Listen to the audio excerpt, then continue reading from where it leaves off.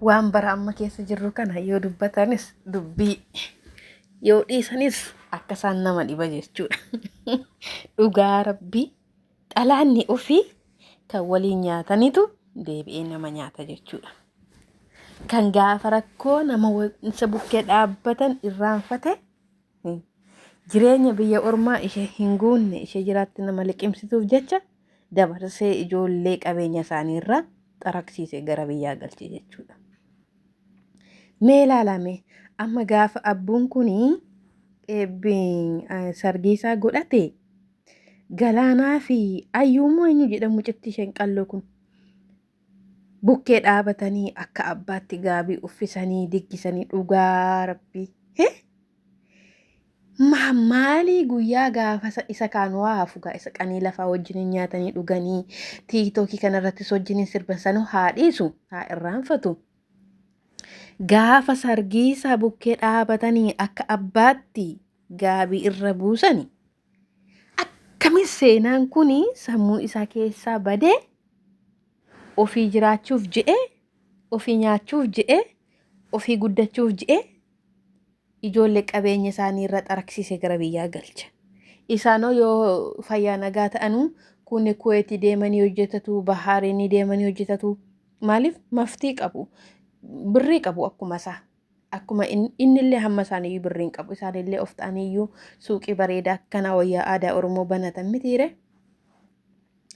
Maatii jaalalaa jedhati TikTokiin isaanii. Abbuu jedhu maqaa isaa. Obboleessuma isaayyuu kenne kun kan haadhoo isaaf hin tolle ormaaf maaf tola. Namnamma koo bukkee dhaabateeru hin jiru. Namnamma koo isaan gargaareeru hin jiru. Mirga wabii dhaabatee fi xabaqaa bitee fi jedha TikTok irra bahee. Mucaa wabiin jedhan kun immoo dhugaa ma jirtu lafa lafee baase. Kan nu kennes abbuu, kan lakkoofsa keenyas kennes abbuu, kan nu qabsiises abbuu, kan dura keenya qabame hidhamee maqaa keenya kenne bahee. Erga maqaa keenya kenne bahee immoo namoota baay'ee qabsiisee jedhe.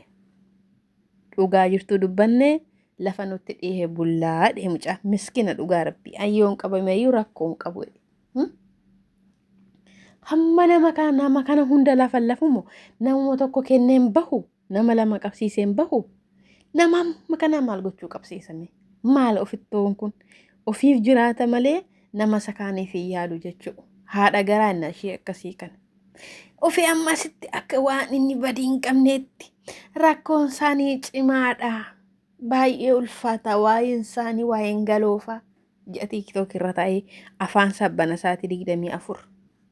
Badii isaa beekaa egaa irratti naqaamu poolisoonni illee ijoollee qabaman hidhaman mana hidhaa keessa jiran egaa itti himan egaa akkasaaf inni bilisa ba'uu isaati. Saruxee warra addaa hay. Oromoon sammuu qabdu. Sammuu yoo qabaatte immoo haadha garaatii. Hunda miti garuu gaariin illee jira. Nagaa immoo irraanfanne nagaan isiniif haa ta'u akkam jirtu fayyaa keessanii. Ani nagaa kooti rabbitti haa tolu. Dhugaa rabbi na aarse nagaa inni irraanfachisiise. Isinillee lafa jirtanitti nageenya waaqaa isiniif haa baay'atu. Nagaan keessan guutuu irraa hafaa haa ta'u. YouTube ko subscribe, like, share na gochuun dagatinaa na jajjabeessaa sinin jedha. Dhugaa rabbi Oromoo ta'uu kootti baay'ee tokkoon gadda. Baay'een gadda. Waan Oromoon na goote, waan Oromoon maatii koo goote lakkaa'ee fixuu hin danda'u. Sunuu achumatti haa hafuga. Biyyattis Oromoo waliin toltu. Biyya baqaattis Oromoo waliin toltu.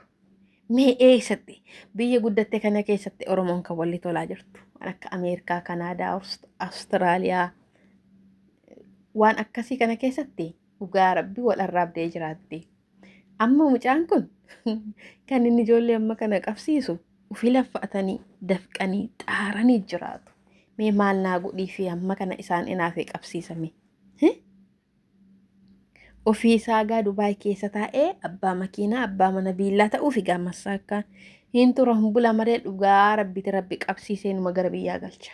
Hin tura hin bula malee makiinaa xinnootiin qabamee gara biyyaa gala. Ani danda'ee garaa jabaadhee Oromoo miidhuu hin danda'u dhugaa rabbi. Oromoon garuu akka waan abiddaa keessa koorra aara waa'een Oromoon nama miitu yeroo yaadadhu jechuudha. Basmaam jedhee kan du'atti wal kennullee Oromoo. Dhugaa rabbi kan otoo ilaaluu wal qaru Oromoo. Kan otoo ilaaluu dhagaa walitti darbatu Oromoo. Kan otoo ilaaluu dabarsee wal kennu Oromoo. Kan online irratti qullaa walii baasu Oromoo. Kan miidiyaa irratti walii matus Oromoo. Maal mee keenyi kun? Amma biyyuma keenya keessattuu namni waa'ee keenya dadhabee biyyoota Arabaa kana keessatti illee amma hec nuun jedhan irra gahanii jiru. Dhugaa rabbi. Maal jechuu?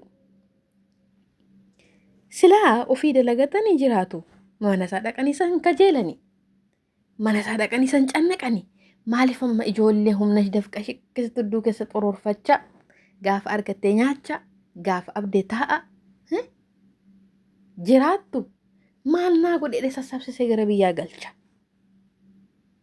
Ofiin jiraata, ofiin gudunfata, ofiin hojjetata.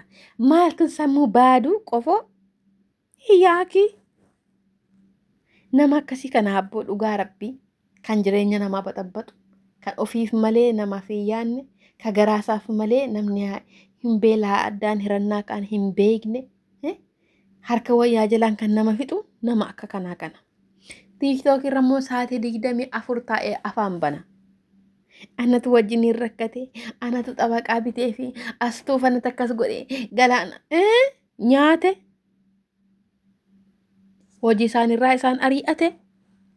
Ana takka isaan godhe faayidaa maal qaba xabaqaa yoo bitee fi maallaqa isaaniitiin xabaqaa bitaa fi malee hassaatiin miti. Akka isaan biyya kanatti hin deebine immoo itti jabeesseera. Maal faayidaa maal qaba? Hidhamanii guyyaa isaanii eeggatanii galuu gara biyya isaanii. Galan kunoo isaanuu malee. Biyyatti illee nama hojjechuu beeku isaan. Saree haadha garaa kana malee kan nama gubu.